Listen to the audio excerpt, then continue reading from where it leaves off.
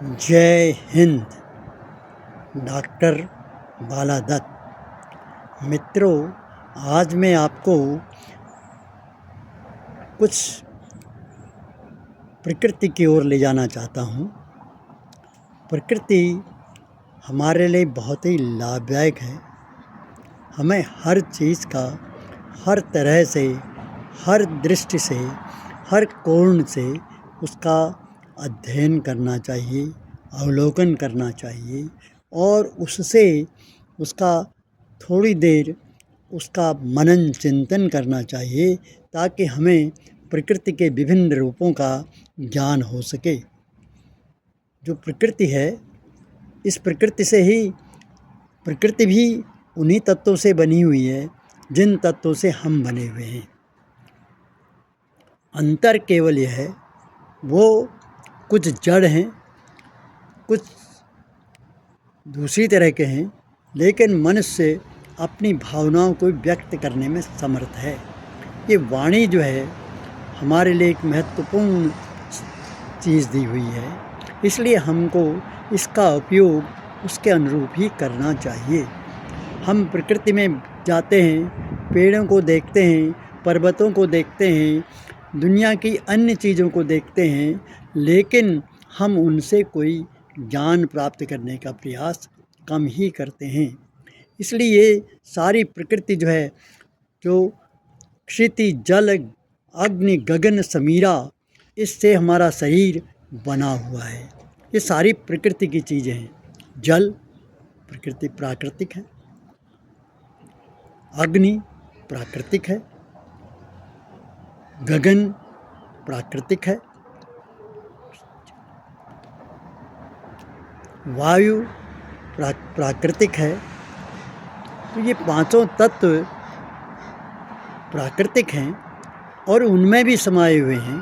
तो इन तत्वों का हमें गहन अध्ययन करना चाहिए।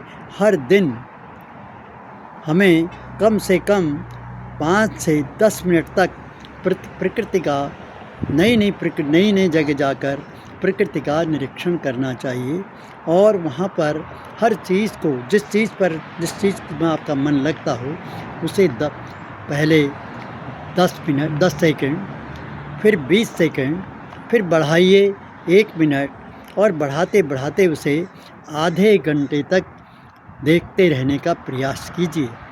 आपको इस आधे घंटे में 10 सेकंड से आधे घंटे तक पहुंचने में तो आपको जो आप दृष्टिगत होगा वो हर घड़ी हर पल आपको प्रकृति में परिवर्तन दिखाई देगा। कहीं अभी कुछ रंग दिख रहा था, थोड़ी देर में कुछ रंग दिखाई देगा। ये प्रकृति भी परिवर्तनशील है। तो हम आज उसके प्रति बहुत ही निरपेक्ष होते जा रहे हैं, निष्ठुर होते जा रहे हैं, कठोर होते जा रहे हैं, क्योंकि हम प्रकृति से दूर होते जा रहे हैं। जब मनुष्य का जन्म हुआ, जब संसार का निर्माण हुआ, तो उनमें से केवल मनुष्य ही है जो प्रकृति से धीरे धीरे दूर होता गया। हम वस्त्रहीन पैदा होते हैं और अंतिम समय में एक कपड़े में लपेट कर चले जाते हैं, लेकिन हम जीवन भर प्रकृति से दूर होते जाते हैं, क्योंकि जैसे जैसे हमारी आबादी बढ़ रही है वैसे वैसे ही प्राकृतिक चीज़ों में का अभाव होते जा रहा है। क्योंकि ये पृथ्वी तो सीमित है, पृथ्वी सीमित है, उसको 1 इंच भी या 1 इंच के एक छोटे से हिस्से से तक भी कोई बढ़ा नहीं सकता है, कोई घटा नहीं सकता है।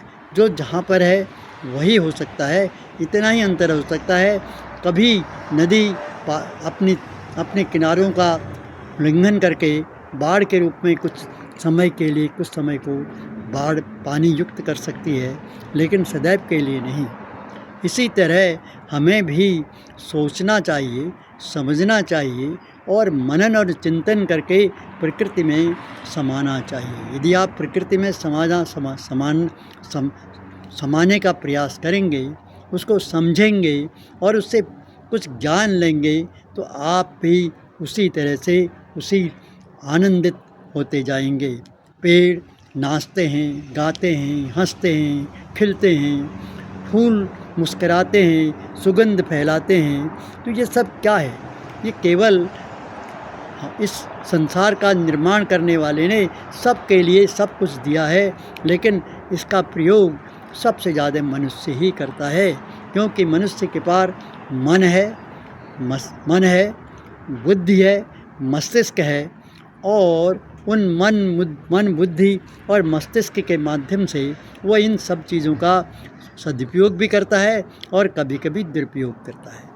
इसी से एटम बम भी बन सकता है, इसी से नदियों में पुल बन सकते हैं, इसी से समुद्र को भी साधा जा सकता है, इसी से पेड़ों से ही हमें शांति भी मिल सकती है, और पेड़ न होने पर हमको बहुत कष्ट भी उठाने पड़ सकते हैं। इसलिए मित्रों, ईश्वर आप सबको विशेष रूप से सोचने की, समझने की, अध्ययन करने की और उसके अंदर अनुसंधान करने की आवश्यकता है। धन्यवाद।